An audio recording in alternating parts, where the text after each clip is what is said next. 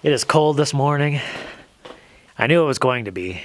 That's why last night I wanted to drain the pipes of our water tanks with water, but then I discovered this.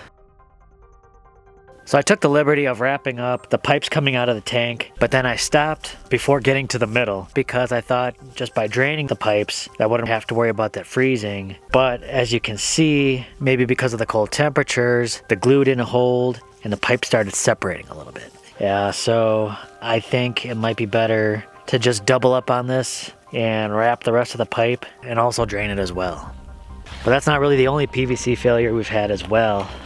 Also over here, the glue came undone between this pipe, but I think that was mainly because of how flexible these IBC totes are. So when it fills, it expands and these really pushes these pipes around. So that's a good lesson too. Just be aware of how much these IBC totes expand and contract when they fill. Just something to be aware of. I almost kind of wanted to hit that last night and fix that pipe right away, because I just didn't want to leave that sit there exposed like that. But I think trying to glue the PVC in such cold temperatures that we're getting, probably not a good idea. Probably wouldn't make the strongest bond. And another thing is you're not supposed to really store the PVC glue in temperatures below 40 degrees. And everything is almost outside now, so I guarantee you the PVC glue that we do have has been in some pretty cold temperatures. But we were almost out of it anyway. I'm gonna have to get some more of that. I'm gonna get some more insulation. Let's get these pipes wrapped up. Hopefully we don't have any more issues with that. Not only that, I mean, last night was crazy. I took crew out for a walk, and then we're hearing gunshots over to the northeast. I mean, for me, that was a little too close to comfort. I mean, I know we're out in the country in the middle of nowhere, but it's still a little disconcerting to hearing some gunshots fairly close by. That's it.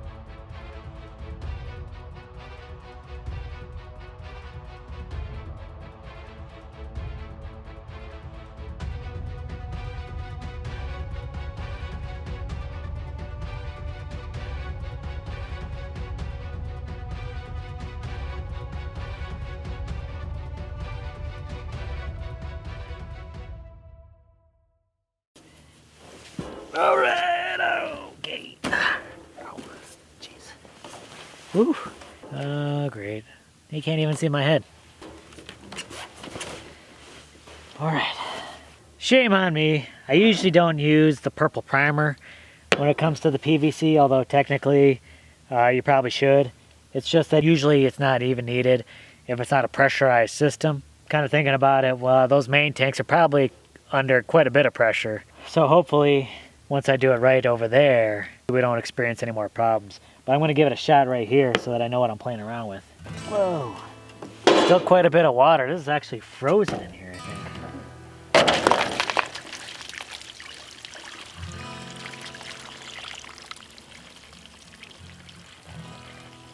I think.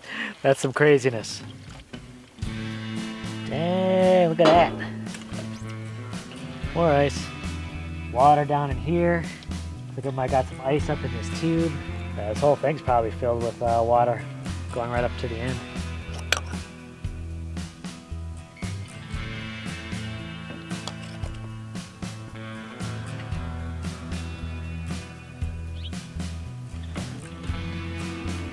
Looks like how this tank's pushed this pipe up. It's making it real difficult to get it right back in there.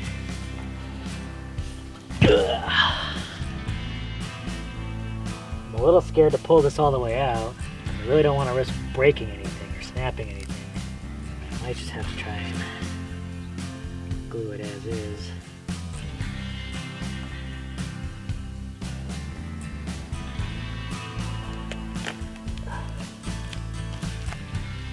Hopefully that's enough to really set it in. Hopefully we've given this enough time to dry. I'm gonna take this cinder block out of here so I can wrap the rest of this pipe up. And the cinder block might not be able to go back in there, so we'll have to check it out.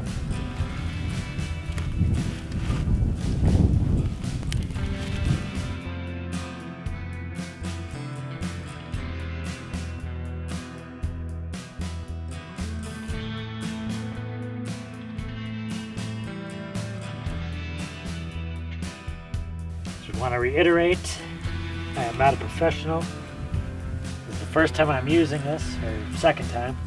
This isn't going to be pretty.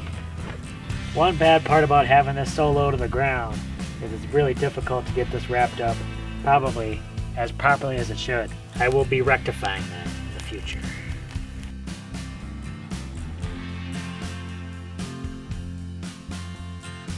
So it's all wrapped up. And I still have some stuff left over, which is nice. Hopefully with the addition of the insulation and the tape, hopefully we don't have any more issues out here. I'm hoping that with the thermal mass of the tanks, and the fact that the tanks are black, they get a lot of sun throughout the day, that it'll keep the pipes that are directly coming out of there a little bit warmer. And then hopefully with the insulation, it'll keep this 1-inch pipe from freezing. I'll still keep the water drained out of this middle for extra precautionary sake, because I did have this ball valve break on me a while back, so if I can avoid any kind of damage going through the rest of this season, that would be fantastic. So those gunshots, I mean, they were a little disconcerting. She heard them and she was a bit disturbed. I guess I wasn't surprised to hear them. I mean, I guess I'm surprised I didn't hear them sooner. I mean, we do live out in the country in the middle of nowhere, and it really got us thinking about guns over here. I definitely think guns have a place. They definitely have a use. They're like tools. But like any kind of tool, you need to know how to use it. You need to be responsible with it. It definitely requires the right kind of training. Living out in the country, people out here have firearms and they hunt. They, use them for sport. A lot of people have their own shooting ranges. So I'm fairly sure that's what we heard. Probably one of our neighbors with their private shooting range. Guns are a tool. I think they're a right that is reserved for people who can use those tools safely and wisely. There are a lot of critters out here, and someday we might have livestock, and we're gonna have to protect them one way or another. Sometimes it's just nice to have the peace of mind being somewhat isolated and having those options. Keep those options open, y'all.